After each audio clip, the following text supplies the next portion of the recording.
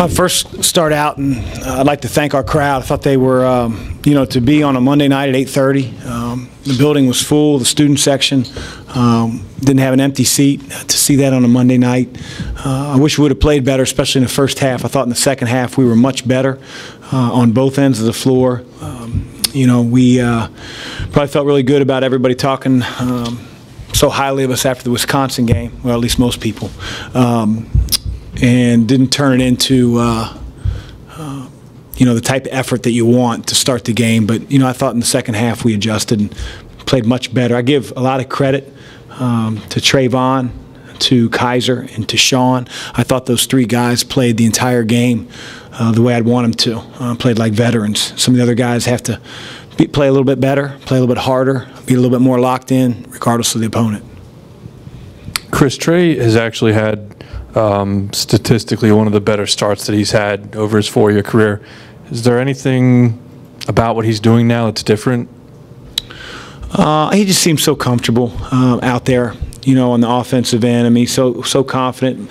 At times, he'll go 3 or 4 minutes without getting a shot, and he's so unselfish. And he, has such a unique ability to create his own shot. And so, over the course of 3.5 years coaching him, a lot of guys don't score that way, taking those type of shots.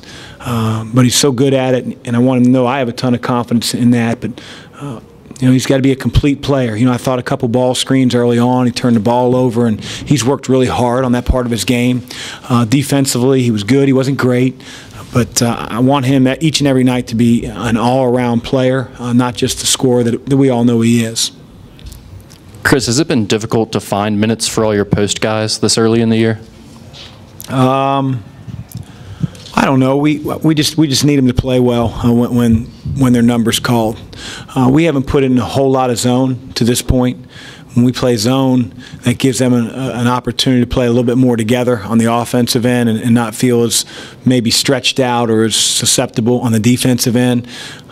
Because let's face it, Karam isn't a great perimeter defender by any means. Certainly Kaiser's in a much different category. So, zone will help that. And, as our season unfolds, I'm sure we'll play a lot more zone than we've played to this point. Chris, it seemed like Hampton threw a couple different defensive looks at you guys in the first half. Did that contribute in any way to a bit of a slow start there? No, I thought our turnovers contributed to it. I mean, we had 2-on-1s and 3-on-1s where not only did we not get a shot, we turned the ball over. It didn't. Sometimes you have a 2-on-1 and the guy gets bumped and he's got to dribble the ball back out and you have to run a half-court offense because everybody sprints back into the play. But we actually turned the ball over in those situations. And so, a 9-10-point lead can go to 12 or 14 very quickly versus getting it cut back to 6 or 8 simply because they take the ball to the other end and get an and one or a blocking foul or make a shot. And that's what you try to guard against when you're playing a lesser opponent is mental errors. And, we weren't mature enough in the first half to be better. What would you like to see over the next 2 games out in Vegas? Just that. I'd like to see us come out of the box against GW ready to go, being the harder playing team, being a team that values the ball on offense in both halves. Seems like our MO is to be, a team that turns the ball over 7, 8, 9 times in the first half and then a couple times in the second. But with the experience that we have on the court, especially early in the game, we need to do a better job of taking care of the ball and then blocking out and finishing possessions with the rebound. See you in Vegas. Thanks.